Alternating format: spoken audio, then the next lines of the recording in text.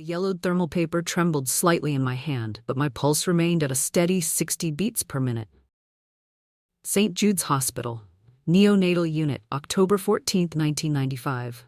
Patient baby boy Harper. Responsible party, Robert West. I didn't blink, I didn't scream. I stood in the center of the library in our Upper West Side penthouse, holding the smoking gun that proved my husband's entire family man political platform was built on a lie. Outside, the snow fell silently over Central Park, burying the city in white.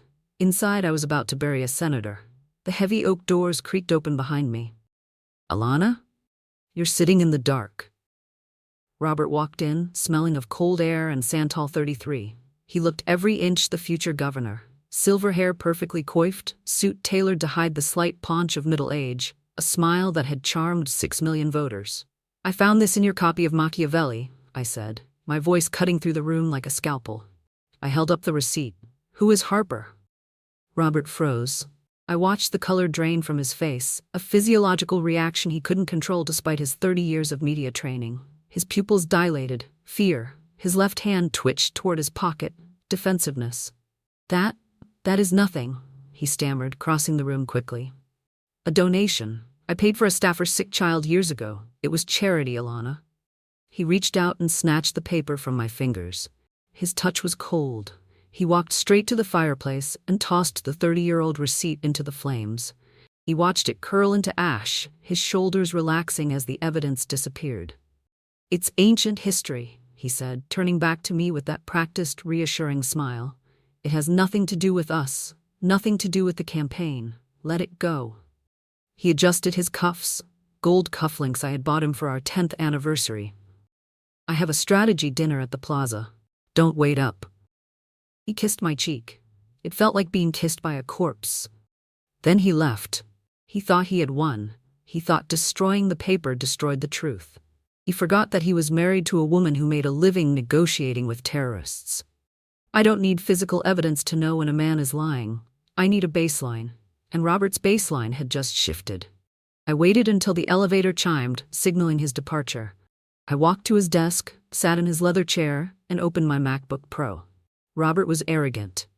He believed his blind trust financial accounts were impenetrable, but he used the same 6-digit passcode for everything.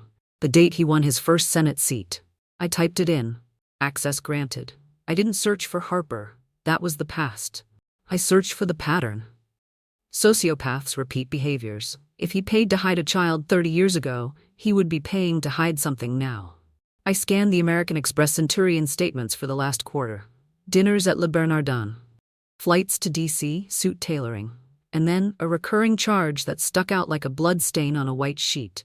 8,500 Genosis Genetic Labs, New York. I clicked the transaction details. My breath hitched just once.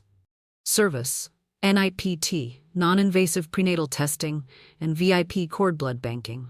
Patient reference, M. Reed. Monica, his 35-year-old campaign manager, the woman who had sat at my dining table 3 nights ago, refusing wine because she was on a detox. I looked at the date. The most recent charge was yesterday. Robert wasn't just hiding a 30-year-old secret, he was funding a new one. He was building a second family on the foundation of my money and his lies. I felt a strange sensation in my chest. It wasn't heartbreak, it was clarity. The kind of cold, sharp clarity you get right before you pull the trigger. I picked up my phone. I didn't call my divorce lawyer. I didn't call my mother. I called Jason, the investigative journalist Robert had threatened into silence 3 years ago. Jason, I said into the receiver, my voice steady, devoid of emotion. You know that puff piece you're writing about the senator's integrity? Dr. West? Jason sounded confused. Yes? I looked at the glowing screen, the digital proof of Monica's pregnancy staring back at me. Kill it, I said. I have a better story. It starts with a dead receipt from 1995 and ends with a genetic lab test from yesterday. Do you have a recording device? I leaned back in the chair, spinning a heavy Mont Blanc pen between my fingers. Robert wanted to play games? Fine. But he forgot one thing. I never lose a negotiation. The campaign headquarters smelled of stale donuts, laser printer ozone, and blind ambition. It was a scent I knew well. It smelled like Robert's ego.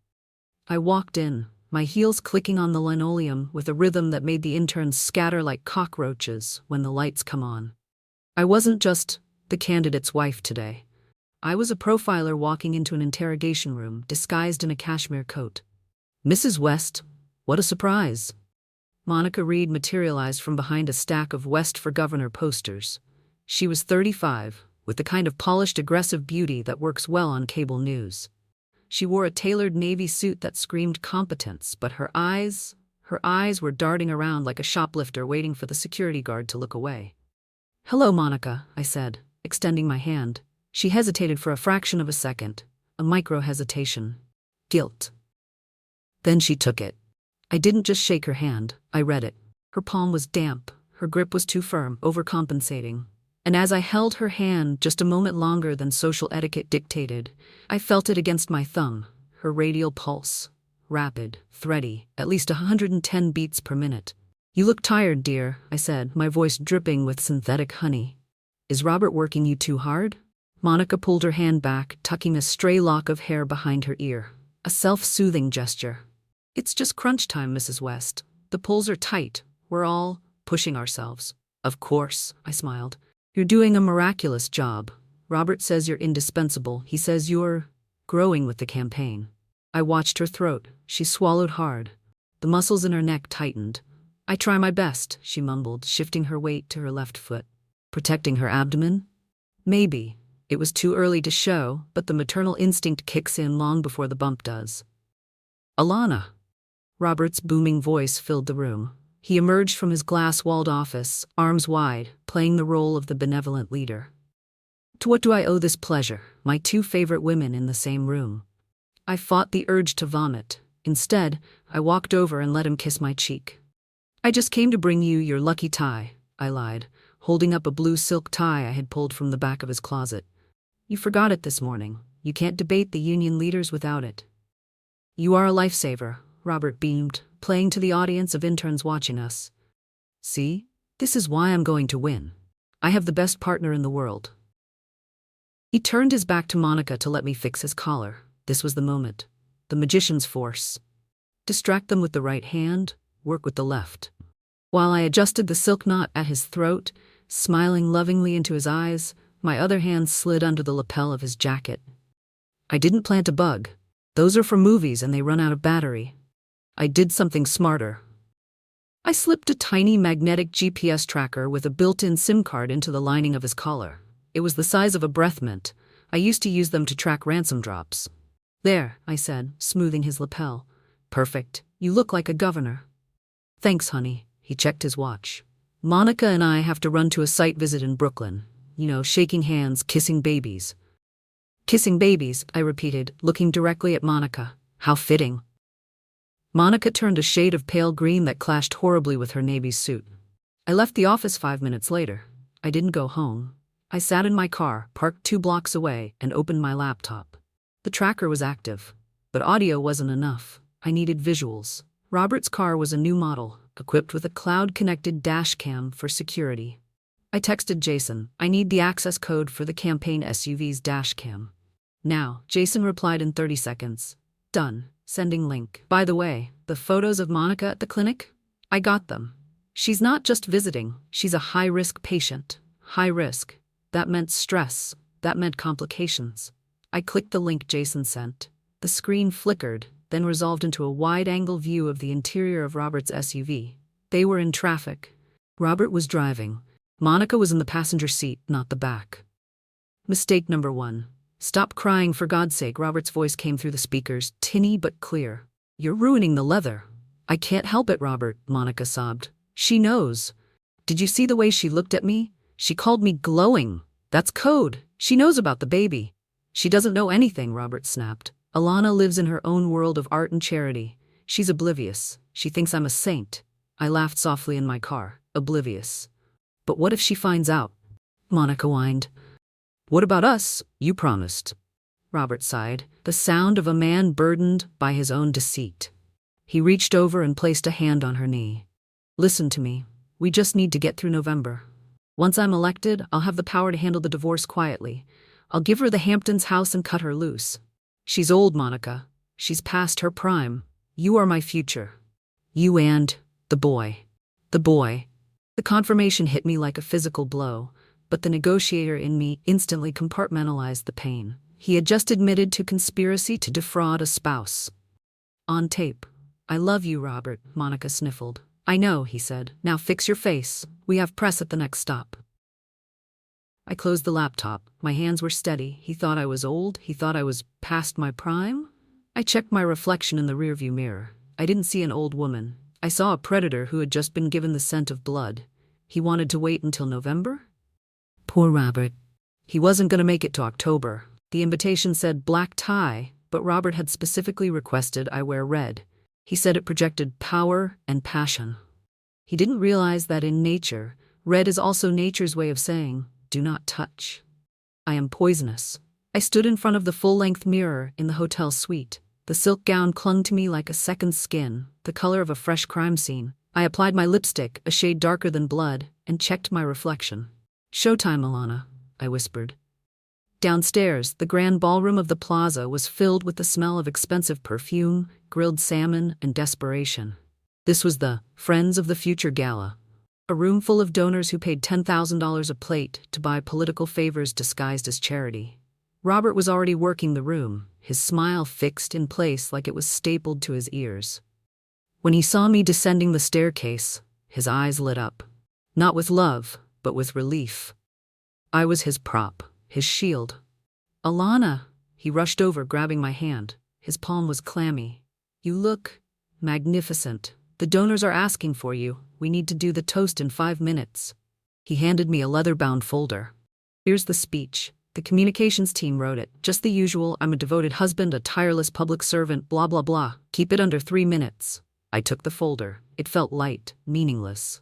"Don't worry, darling," I said, patting his lapel right over the spot where I had hidden the tracker yesterday. "I have prepared my own material." Robert's smile faltered for a millisecond. "Your own?" "Alana, the team vetted this." "Trust me," I interrupted, my voice smooth as glass. "It's a speech they'll never forget." We walked to the head table, and there she was. Monica Reed was sitting at my assigned seat, looking pale and miserable in a dress that was slightly too loose around the waist. She was picking at a bread roll like a nervous bird. When she saw me, she practically jumped out of her skin. "Mrs. West." I was just keeping your seat warm." She scrambled up, clutching her purse against her stomach. "Sit down, Monica," I commanded softly. "You look faint. In fact, you look a little green. Is it the salmon or the situation?" Monica froze. Robert stepped in, his laugh nervous and loud. "Monica has been working late nights. She's exhausted. Alana, sit here. Monica, you take the end." We sat. The tension at the table was thick enough to choke a horse. I watched Monica. She was staring longingly at the water pitcher, but it was out of her reach. "Robert," I said, my voice carrying just enough to be heard by the wealthy donors at the next table. "Where are your manners?" Robert blinked, a forkful of salad halfway to his mouth. "Excuse me?" "Monica is dehydrated.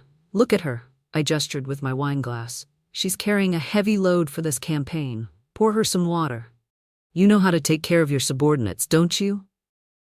The double entendre hung in the air, sharp and invisible. Robert turned red.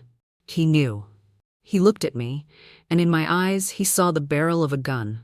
He slowly put down his fork, picked up the heavy crystal pitcher, and leaned across the table to pour water for his mistress, while his wife watched with a benevolent smile. "Thank you, Senator," Monica squeaked, terrified. "You're welcome," Robert gritted out through his teeth. Then the lights dimmed. The spotlight hit the stage. And now, the announcer boomed, "Please welcome the potential next governor of New York and his lovely wife, Dr. Alana West." We walked onto the stage. The applause was thunderous. Robert stepped to the microphone, waved, and then stepped back to let me speak. This was the routine. I was the character witness. I stepped up to the podium. I placed the leather folder Robert gave me on the stand. Then I opened it. But I didn't read his speech. I reached into my clutch and pulled out a single folded piece of paper, a printout of the Cayman Islands bank transfer I had intercepted this morning. I looked at Robert. I tilted the paper just enough so only he could see it. His eyes went wide. He recognized the account number. He recognized the offshore routing code. It was the retirement fund he had stolen from campaign donations. I leaned into the microphone. The room went silent. My husband, I began, my voice trembling with fake emotion, is a man of hidden depths. Robert stopped breathing. He looked like he was about to have a stroke on live television. He was waiting for me to destroy him. I smiled. Not yet. He does things, I continued, that the public never sees. He invests in the future with a passion that would surprise you. I looked at Robert. Sign the papers, or I read the account number. The message was telepathic, but clear. Robert gave a tiny, imperceptible nod. He was surrendering. That is why, I finished, folding the paper and putting it away. I stand by him, because I know exactly who he is, and soon you will too. The crowd cheered, thinking it was a compliment. Robert exhaled, his knees shaking. We walked off stage. Robert grabbed my arm, his grip bruising. What the hell was that? He hissed in the dark hallway. What do you want? I want full power of attorney over the family trust. I whispered, fixing his tie. By tomorrow morning. Or next time, I read the numbers. I walked away, leaving him sweating in the dark. Back at the table, Monica's phone buzzed. I watched from a distance as she checked it. I had sent the text 10 seconds ago from a burner phone. Message: I know it's a boy. Blue suits you better than orange. A friend. I saw Monica drop her phone into her soup. Robert sat at the breakfast table looking like a man who had gone 12 rounds with a heavyweight boxer and lost. His skin was gray, his eyes were bloodshot, and his hand shook as he reached for his black coffee. He wasn't hungover from alcohol. He was hungover from fear. I sat opposite him, eating a poached egg with surgical precision. I was wearing a white silk blouse, crisp and spotless. Nothing says I hold all the cards, quite like wearing white while you butcher a man's future. The papers, Alana, Robert croaked, his voice rough. You said if I signed, you'd bury the Cayman account. I dabbed my mouth with a linen napkin. I didn't say I'd bury it, darling. I said I'd handle it. There's a difference. I slid a thick stack of documents across the marble table. They were bound in blue legal covers, the color of authority. What is this? He asked, eyeing the stack like it was a pipe bomb. It's a blind trust asset protection agreement, I lied smoothly. Since the press is going to be scrutinizing your finances for the governor's race, this transfers legal control of our joint assets and your private offshore holdings to a neutral third party for safekeeping. It shields you from liability. Who is the third party? Robert asked, picking up a pen. Me, I said, taking a sip of tea. Robert dropped the pen. You, Alana, you can't be serious? You want full control? Would you prefer the FBI? I asked, my voice dropping an octave. Because that account in the Caymans isn't just unethical, Robert. It's illegal. Campaign funds funneled into personal accounts? That's 5 to 10 years in federal prison. You won't be governor. You'll be the guy cleaning toilets in cell block D. I watched the image land in his brain. Robert West, who used $400 moisturizer in a prison jumpsuit. But if I sign this, he stammered, sweating through his silk robe, I can't access the money without your approval. Exactly. I smiled. It's for your own good. You have a spending problem lately. Genetic labs, penthouses for staffers. It's reckless. He flinched.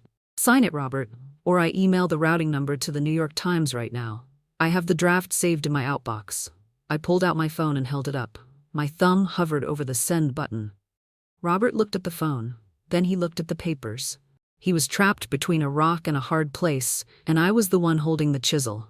He grabbed the pen. He didn't read the clauses. He didn't see Section 4, Paragraph C, which stated that any funds determined to be used for extramarital purposes will result in immediate liquidation of the grantor's personal assets. He just scribbled his signature. Once, twice, 10 times. There. He shoved the papers back at me. Are you happy? I'm safe now? You're very safe, I said, organizing the papers into a neat pile. Safe from yourself. I stood up, clutching the documents to my chest like a newborn baby. I'll file these with the lawyer immediately. Oh, and Robert? What? He snapped, rubbing his temples. I moved the funds from the Cayman account this morning, anticipating your cooperation, of course. You moved them? Where? Panic flared in his eyes again. To a charitable trust, I said innocently. The Robert West Foundation for Single Mothers. It seemed appropriate given your recent hobbies. Robert's face turned a shade of purple I had only ever seen on bruised plums. He opened his mouth to scream, but no sound came out. He was completely paralyzed by the sheer audacity of it.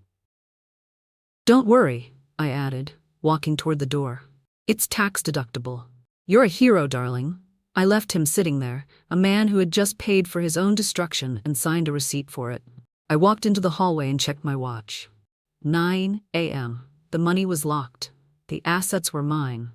The hostage had been secured. Now it was time to deal with the other problem.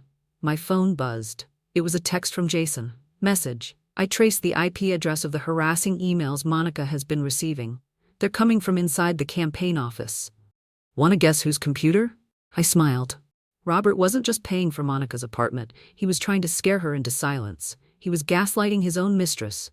Perfect. A man fighting a war on two fronts is a man who makes mistakes. And I was about to hand Monica a loaded weapon. Fear is a fascinating acoustic phenomenon. It changes the pitch of the human voice, tightening the vocal cords until a person sounds less like an adult and more like a trapped animal. I sat in my home office, wearing noise-canceling headphones, listening to the live audio feed from the campaign headquarters. I had upgraded my surveillance game. The bug wasn't just in Robert's lapel anymore. I had access to the office intercom system. Robert, please, I can't stay at the apartment alone tonight. Monica's voice was jagged, hysterical. Lower your voice, you idiot, Robert hissed. The interns are right outside.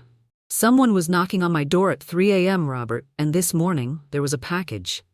What package? Robert sounded exhausted. He was probably checking his bank accounts, realizing they were all empty.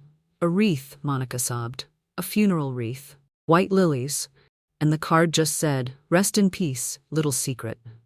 I took a sip of my herbal tea. I had arranged for that delivery myself. White lilies are elegant, expensive, and terrify the guilty. It was a classic psychological trigger. It's just a prank, Monica, Robert snapped. Probably the opposition party trying to rattle us. Ignore it. Ignore it? It was a child-size wreath, Robert. They know about the baby.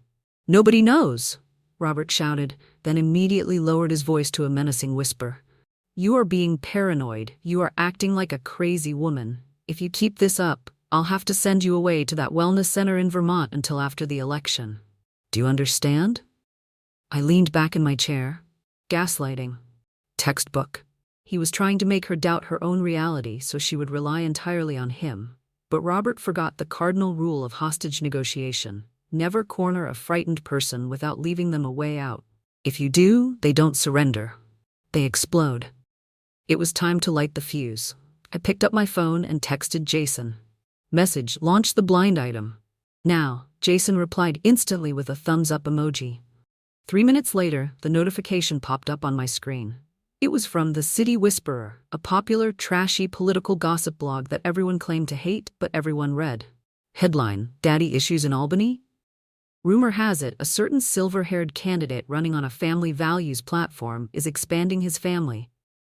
But not with his wife. Sources say a senior staffer has been shopping for strollers. Will the campaign trail end in the nursery? It didn't name names. It didn't have to. In New York, a blind item like that is like throwing a raw steak into a tank of sharks. I watched the audio levels on my screen spike. Sir, a frantic voice burst into Robert's office. It was his campaign manager. Have you seen Twitter? It's trending. What is trending? Robert barked. The rumor, sir, the blog post. The donors are calling. They want a statement. There was a long, heavy silence. I could practically hear Robert's blood pressure hitting the danger zone. Deny it, Robert said, his voice shaking. Call it a smear campaign. Tell them it's Alana. Tell them Alana is sick and we're expecting. No, that won't work. Just deny it. But sir, if they find proof, Robert screamed, the sound distorting in my headphones. Get out. The door slammed. Then, the sound of weeping. Monica. You said we were safe, she whimpered. Shut up, Robert snarled. Just shut up. I need to think. I took off my headphones. The show was getting good, but I had a role to play. I walked into the living room and picked up the landline, the one Robert thought was secure. I dialed his cell phone. He answered on the first ring. Alana, I'm busy. Robert, I said, my voice trembling with feigned concern. I just saw the news. That awful blog post. Are you okay? It's garbage, Alana. Total lies, he said, breathless. I know, darling. People are so cruel. But I paused for effect. My friend of the Times just called me. She said they have photos. Something about a genetic lab. Dead silence on the other end. Robert, are you there? I have to go, he choked out. Click. He hung up. He was terrified. He wasn't thinking about the election anymore. He was thinking about prison. He was thinking about the morality clause in the trust agreement he signed yesterday. I walked to the window and looked out at the city. The sun was setting, casting long shadows over the park. Monica was breaking. Robert was drowning. And I hadn't even raised my voice. My phone buzzed again. A text from Monica to me. She didn't know I was the one destroying her. She thought I was the oblivious, kind wife. Message: Mrs. West, can I talk to you? It's urgent. Please don't tell the senator. I smiled. The breach was open. The rat was looking for a lifeboat. Reply: of course, dear. Meet me at the boathouse in Central Park. Alone. The Central Park boathouse in winter is a study in desolation. The lake is frozen, the tourists are gone, and the only things moving are the wind and the secrets people bring here to bury. I sat on a bench near the water, wrapped in a trench coat that cost more than Monica's annual salary. I wasn't waiting for a friend, I was waiting for a defector. Monica arrived 10 minutes late. She was wearing oversized sunglasses and a scarf wrapped 3 times around her neck, looking less like a covert operative and more like a cartoon character trying to be invisible. She sat down at the other end of the bench, leaving 2 feet of cold wood between us. She was trembling. Mrs. West, she whispered, her voice cracking. I don't know how to start. Start by taking off the glasses, Monica, I said, looking out at the gray ice. It's overcast, you look ridiculous. She slowly removed them. Her eyes were puffy, rimmed with red. She looked young, terrifyingly young and stupid. I'm pregnant, she blurted out. It's Robert's. I wanted to tell you before the blogs, before it gets ugly. I turned to look at her. I didn't scream. I didn't slap her. I simply tilted my head, analyzing her like a specimen in a jar. I know, I said calmly. Boy, due in July. Dr. Evans at Genosis Lab. High risk of preeclampsia. Monica's jaw dropped. How do you know all that? I know everything, Monica. I know about the apartment in Brooklyn. I know about the stroller he bought on the campaign card. I know he calls you his future. I reached into my bag and pulled out a thermos of tea. I poured a cup and handed it to her. She took it with shaking hands. He loves me, Monica said, a weak defiance rising in her voice. He's going to leave you. He said your marriage is a business arrangement. I laughed. It was a dry, sharp sound. Oh, honey, it is a business arrangement. That's why he can't leave me. I own the business. I pulled a folded piece of paper from my pocket. It wasn't the receipt this time. It was a brochure I had printed an hour ago. Did Robert mention sending you to a wellness retreat in Vermont until the election is over? Monica froze. The cup rattled against her teeth. He mentioned a spa. To relax. It's not a spa, I said, handing her the brochure. It's a facility for troubled young women. It's where politicians send their mistakes to disappear. He's not hiding you to protect you, Monica. He's hiding you because if the donors find out he got a staffer pregnant, he loses the funding. And if he loses the funding, he loses the election. I leaned in closer. And do you know what Robert does to liabilities when they become too expensive? I let the question hang there. I saw the fear bloom in her eyes. She remembered the rest in peace wreath. She remembered the gaslighting. He wouldn't, she whispered. He has a son from 1995 named Harper, I lied. Well, half lied. Ask him about Harper.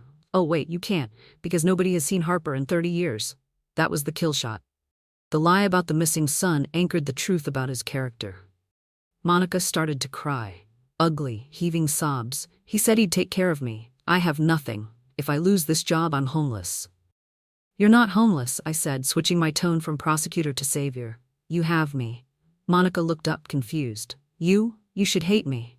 I don't hate you. You're a victim of a narcissist. I'm a psychologist, Monica. I fix broken things.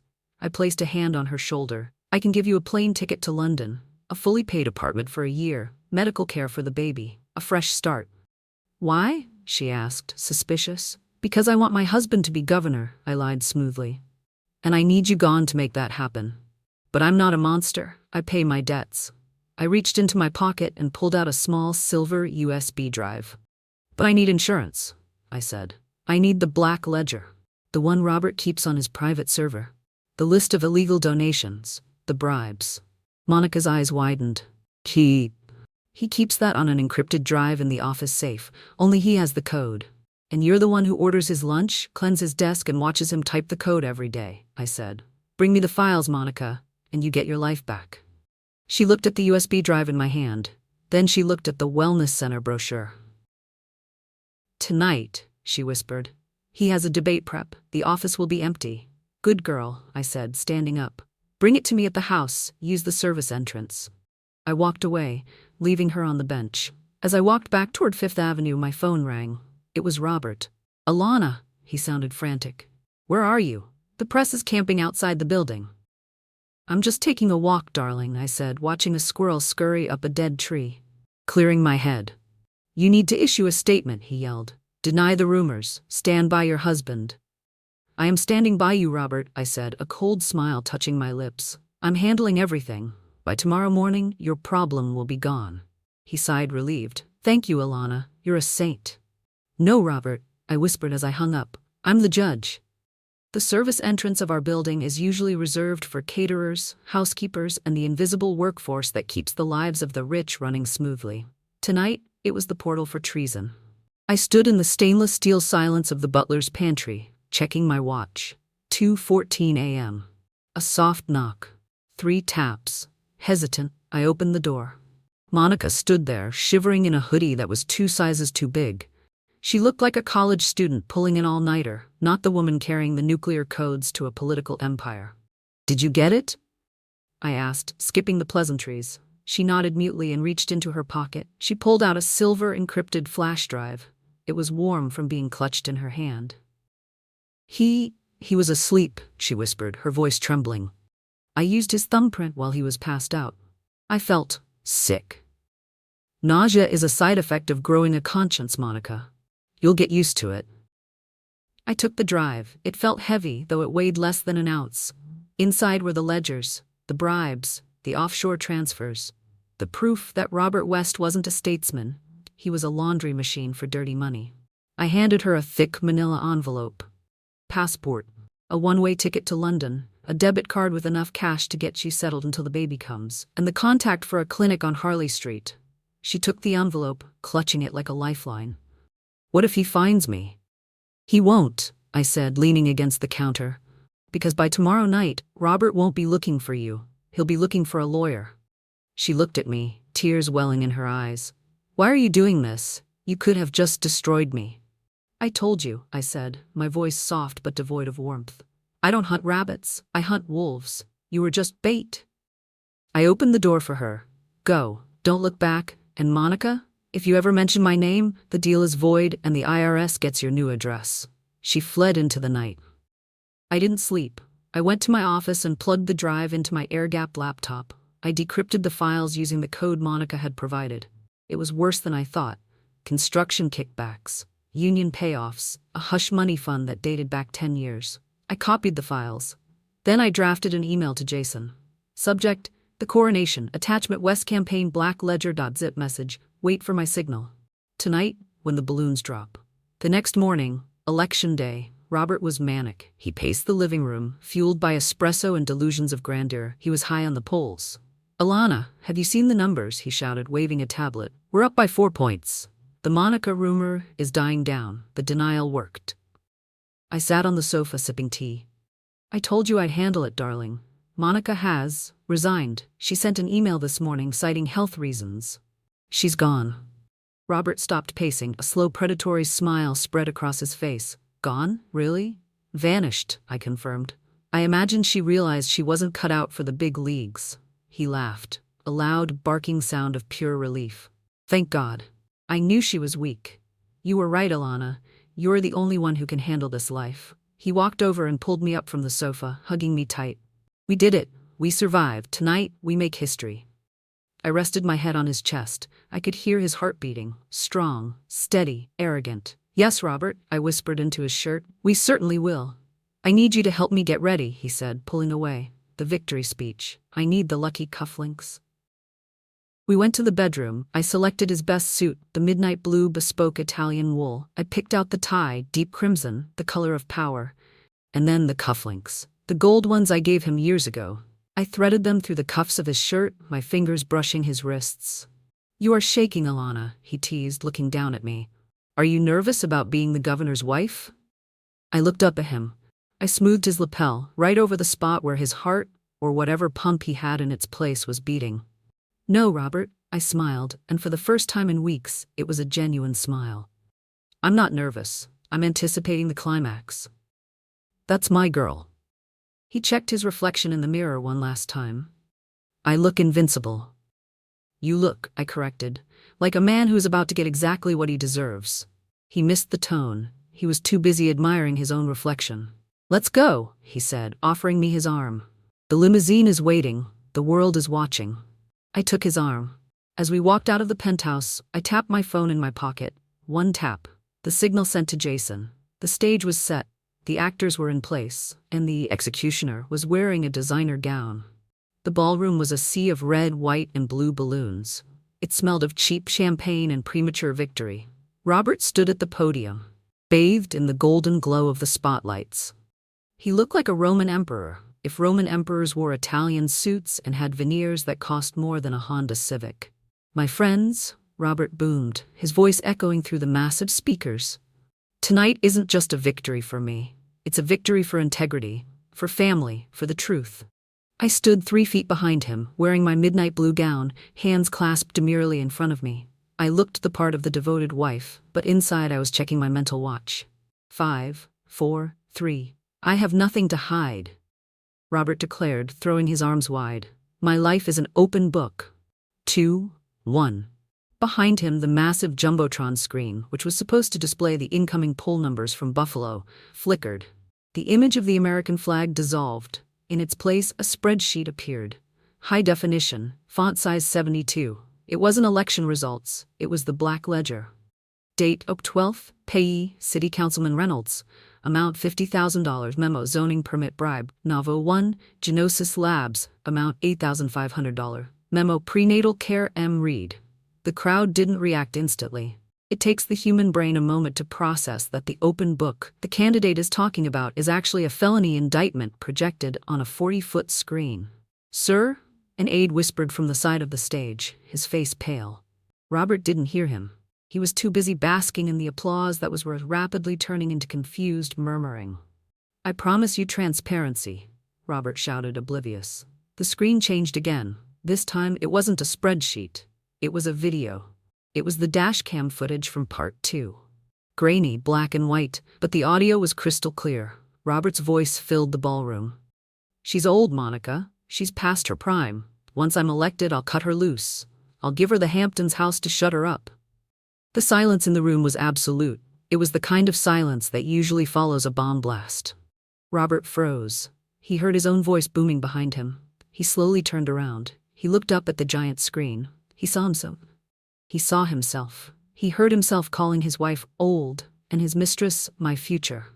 His jaw went slack. The confident smile slid off his face like raw egg. He looked less like a governor and more like a deer realizing the headlights are actually an oncoming train. He spun back to the crowd. Technical difficulties, he stammered into the microphone. That's deep fake, AI, it's the opposition. He turned to me, desperation wild in his eyes.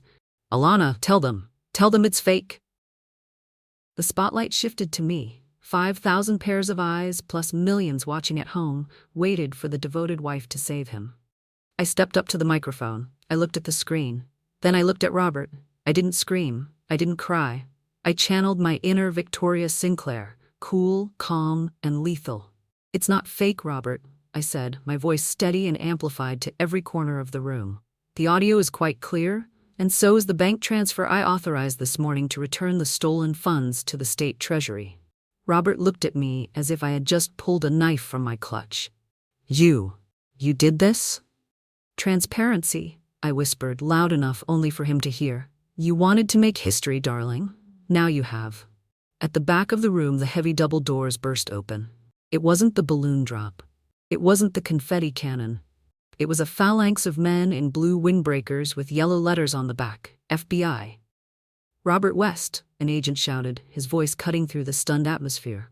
Step away from the podium. The crowd parted like the Red Sea. Camera flashes went off like a strobe light storm, capturing every second of Robert's disintegration.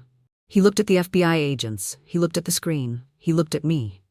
"Alana, help me," he mouthed. I stepped back, smoothing my dress. "I'm sorry, Senator. I don't negotiate with terrorists." 2 agents marched onto the stage. They spun Robert around. He didn't fight. He was too in shock. The click of the handcuffs echoed through the microphone before someone finally had the mercy to cut the sound feed. As they dragged him off stage, his lucky cufflinks glinting under the lights, he tripped over a cable and nearly fell. He didn't look invincible anymore. He looked like a man who had forgotten that the woman holding his ladder was also the one who knew how to kick it away. I watched him go. Then I turned to the camera, gave a small, sad nod, perfect for the morning news cycle, and walked off the stage in the opposite direction. The king was dead. Long live the queen. They say the walk of shame is humiliating, but the walk of a man out on bail, wearing a wrinkled suit he's slept in for 2 days, is a masterclass in pathetic. 48 hours after the election night massacre, Robert returned to the penthouse. He didn't come with an entourage. He didn't come with security. He came alone, dropped off by a discreet town car that sped away the moment his Italian loafers hit the pavement. I watched him from the security monitor in the library. He looked smaller. The arrogance that usually inflated his chest like a balloon had been punctured by federal indictments. He approached the private elevator in the lobby. I saw him press his thumb against the biometric scanner. Access denied. He frowned, wiping his thumb on his trousers, and pressed it again, harder. Access denied. He looked at the camera lens, his eyes wide and bloodshot. He knew I was watching. He mouthed the word, "Alana." I pressed the intercom button. "The locks have been changed, Robert, and the biometrics have been updated. The system no longer recognizes you as a resident. Alana, let me up." His voice crackled through the speaker, tinny and desperate. "I'm out on bail. This is my house. You can't lock me out of my own home." "Actually, I can," I replied, sipping my tea. "The deed was transferred to the blind trust 3 days ago, the trust which I control. Technically, you are trespassing on private property, and given your current legal status, a trespassing charge would revoke your bail immediately." He flinched. He leaned his forehead against the cold metal of the elevator doors. "Please, I have nowhere to go. The press is swarming the campaign office. My accounts are frozen. I just need a shower. I need a suit. I need to talk to you." "We are talking," I said calmly. "This is a negotiation, Robert, and you have no leverage. I'm your husband." He screamed, losing his composure. "Doesn't that mean anything? We built this life together. One mistake?" "One mistake," I interrupted, my voice dropping to a dangerous whisper. "You have a 30-year-old son you abandoned. You have a pregnant mistress you plan to discard. You stole from the people who believed in you. You aren't a husband, Robert. You're a liability." I picked up a pen, a simple disposable ballpoint, because he wasn't worth the ink from my fountain pen anymore. "I have a deal for you," I said into the intercom. Robert looked up at the camera, hope flickering in his eyes. "A deal? What is it? I'll do anything. We can fix this. I can blame it on stress. I can go to rehab." "Stop," I commanded. "Here are the terms. You will sign the uncontested divorce papers I've left with the doorman. You will plead guilty to the fraud charges to spare me the embarrassment of a trial. And in exchange—" "In exchange?" he asked breathlessly. "In exchange, I won't release the other folder." "What other folder?" "The one containing the evidence of the bribes you took from the construction mafia in 2010. The ones that carry a 20-year mandatory minimum sentence in a maximum security federal penitentiary. If you sign the divorce papers and plead to the lesser fraud charges, you'll get 3 years in a white-collar facility. You'll play tennis and write a memoir." Robert went pale. He slumped against the wall. He realized then that I hadn't just beaten him, I had dissected him. You would send me to prison for 20 years? He whispered. "I'm a negotiator, Robert," I said, my voice devoid of pity. "I assess the value of the hostage, and right now, your value is 0. He stood there for a long minute. I saw the fight leave his body. He was no longer the senator. He was just a tired, broken old man in a dirty suit. "Send the papers down," he croaked. "The doorman has them," I said. "Goodbye, Robert." I cut the feed. The screen went black. I looked down at the documents on my desk. The divorce decree. It was already signed by me, I didn't feel a rush of joy. I didn't feel sad. I felt the way a surgeon feels after cutting out a tumor. It was messy work, but the patient my life was finally going to survive. I walked to the window and looked down. A few minutes later, I saw a solitary figure exit the building, clutching a manila envelope. He walked slowly, disappearing into the gray city winter. The phone rang. It was Jason. "Did he sign?" Jason asked. "He will," I said, watching the snow fall. "He has no choice." "You're terrifying, Dr. West," Jason said, and I could hear the admiration in his voice. "No, Jason," I corrected him. "I'm just a woman who finally checked the receipt." The lecture hall at Columbia University smelled of old wood, floor wax, and the nervous energy of 200 law students. I stood at the podium, adjusting the microphone. Behind me, the projection screen displayed the title of today's guest lecture, "The Psychology of Negotiation, Power Dynamics in Crisis." The most dangerous person in any room, I told the silent auditorium, is not the one shouting. It is not the one holding the weapon. It is the one who is willing to walk away. I paused, scanning the sea of young faces. 6 months ago, I was a woman afraid of her own shadow, living in a penthouse that felt like a mausoleum. Today, I was just Alana, and for the first time in 30 years, that was enough. After the applause died down and the students filed out, a young woman approached the stage. She held a copy of Time magazine. My face was on the cover, under the headline, "The Whistleblower Wife." "Dr. West," she said shyly, "you're my hero. You took down a giant." I signed the magazine for her. "I didn't take him down, dear. I just stopped holding him up." I walked out into the crisp spring air of Manhattan. The city looked different when you weren't looking at it through a veil of deceit. The colors were sharper. The noise was less chaotic, more like a rhythm. I sat on a bench in Central Park, unzipping my leather bag. I pulled out a plain white envelope that had arrived yesterday. The return address was stamped in red ink, Otisville Federal Correctional Institution. It was from Robert. I debated throwing it in the trash unopened. That would be the cool girl move. But I am a psychologist. I believe in closure. I slid a finger under the flap and unfolded the cheap, rough paper. "Alana, the food here is inedible. The mattress is thin. I have been assigned to the library detail, organizing books. Can you imagine? Me, shelving paperbacks. I think about the penthouse every day. I think about the lucky tie. I think about you. I realize now that I underestimated you. I thought you were soft. I didn't know you were steel. Is there any chance, when I get out in 3 years, we could start over? I'm a changed man. Yours, Robert." I read it twice. Not with anger, not with sadness, but with a profound sense of detachment. It was like reading a letter from a stranger describing a bad vacation. He was still talking about himself, his mattress, his job, his suffering. He hadn't changed, he had just changed locations. I folded the letter. I didn't burn it. Fire is too dramatic. I simply tore it in half, then in quarters, and dropped the pieces into the recycling bin next to a half-eaten bagel. "Goodbye, Robert," I whispered. Then I reached into the inner pocket of my bag. I pulled out the original thermal receipt. St. Jude's Hospital. Baby boy Harper. 1995. I had tracked Harper down 2 months ago. He lives in Ohio. He is a high school history teacher with a kind face and a family of his own. He doesn't know who his father is, and he doesn't care. He is happy. I decided not to disturb his peace. Some secrets are best left buried, provided they don't have the power to hurt you anymore. I looked at the receipt one last time. For so long, I thought this piece of paper was a symbol of my betrayal. I thought it was proof that I was a fool who had been duped for 3 decades. But as the afternoon sun warmed my face, I realized I was wrong. This receipt wasn't a tragedy. It was a permission slip.